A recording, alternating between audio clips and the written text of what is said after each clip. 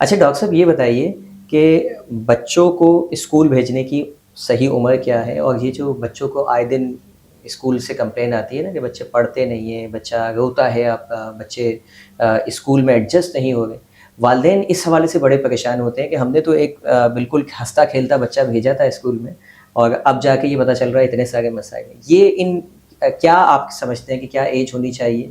इस हवाले से थोड़ा-सा गाइड कर दीजिए। बहुत ज़्यादा वालिदैन को ये तलब होती है कि बस किसी तरह हम अपने बच्चे को स्कूल भेज दें। हाँ, सही। अच्छा, कुछ ऐसे स्कूल हैं जो बड़े सो कॉल्ड फ़ख्रिया तौर पे कहते हैं कि पैदाइश से पहले अगर आपने रजिस्टर नहीं किया तो हम आपको एडमिशन नहीं देंगे। अच्छा, पता नहीं क्या कारनामा कर लेगा वो बच्चा जो भी दुनिया में नहीं आया, लेकिन उसके लिए उस स्कूल में जाना बड़ा ज़रूरी है। तो ये इंफीरियॉरिटी कॉम्प्लेक्स वाले जो पेरेंट्स होते हैं ना, ये उनके शौक होते हैं कि स्कूल के नाम से अपने स्टेटस बता सकें, चाहे मेरा बच्चा वहाँ फिट हो या ना हो। दूसरा ये होता है कि जितनी जल्दी मैं भेज दूंगा, जैसे बहुत बड़ा काबिल हो जाएगा और उतनी जल्दी दुनिया के अंदर इनकलाब अजीम ले आएगा।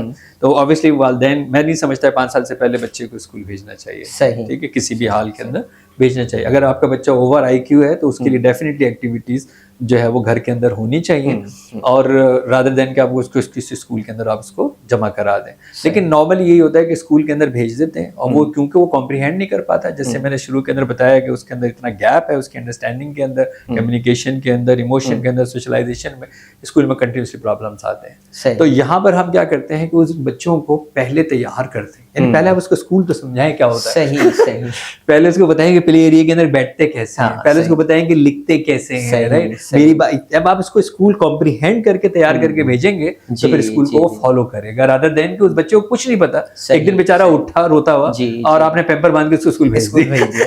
ऐसे ही है ना, तो डेफिनेटली प्रॉब्लम आएगा। मेरे पास एक खातून जो है वो तशरीफ लाई थी और उनका अपना एक स्कूल है और वो अपने बच्चे के लेके आई थी कि मेरा बच्चा जो है वो पेंसिल नहीं पकड़ सकता। सही। तो वो कह रहे हैं कि क्लास के अंदर, ये हालांकि खुद उनका स्कूल था, और वो कह रहे हैं कि वो जाता है और पेंसिल जो है वो फेंक देता है, तो आप ऐसा करें इसको पेंसिल पकड़ना सिखा दें। तो मैंने मैडम से पूछा कि मैंने ये बताया कि इन 3 उंगलियों से वो और कौन सी चीज पकड़ लेता है, क्या वो चमचा पकड़ लेता है खाना खाने के लिए, क्योंकि जाहिर है वो एक एज का बच्चा है। तो मैंने कहा हाँ वो तो पकड़ लेता है। तो मैंने कहा पेंसिल तो इशू ही नहीं है। सही। अच्छा, दूसरी बात ये कि कह लेंगे बिहेवियर का इशू है। मैंने कहा नहीं, बिहेवियर का इशू नहीं है, ये किस इशू का रिएक्शन है, ये बिहेवियर है। सही। यानी क्या चीज उसको उस कॉन्टेक्स्ट के अंदर बॉदर कर रही है, वो टीचर भी हो सकती है, बिल्कुल ऐसे, ठीक है, वो एनवायरनमेंट हो सकती है, वो वहां पे दूसरे बच्चे हो सकते हैं, वो आवाजें हो सकती हैं, या जैसे मैंने आपको कहा कि उसके जो सेंसेस हैं वो उस पे जो है वो किस पे काम नहीं कर रहे, कोई ऐसी चीज उसके साथ एसोसिएट है जिसके ऊपर से उसको एनवायरनमेंट में ये काम नहीं करना है। सही। तो अक्सर ऐसा होता है कि वालिदैन जो है वो हमारे पास आते हैं, वो कहते हैं जी आपके यहाँ तो सही सेट होता है। अच्छा, आपके स्कूल में भी देखो, स्कूल में बिल्कुल सही है, निकलते ही आउट हो जाता है। ऐसा ही है ना, तो बस ऑपोजिट होता है, घर में बिल्कुल ठीक है और स्कूल में नहीं पढ़ रहा, ऐसा ही है, बिल्कुल ये भी होता है। तो ये आइडेंटिफायर जो है वो उसके लिए तो स्कैनिंग करते हैं जी, उसी के लिए तो वैल्यूएशन करते हैं, उसी के लिए तो असेसमेंट करते हैं कि एक बच्चा एक जगह अगर काम कर रहा है तो दूसरी जगह में क्या इशू है। सब्जेक्ट्स आसान होते हैं, ये मैंने आप लोगों को पढ़ाया जी, एग्जैक्टली। अब अगर एक बच्चा एक जो है वो 3 सब्जेक्ट्स में स्टार लाता है और एक में स्ट्रगल कर रहा है, तो इसका मतलब लर्निंग का प्रॉब्लम नहीं है जी, एग्जैक्टली। कोई और problem, association towards that subject is an issue, और व्हाटएवर द बिलीव्स और values he has for that subject.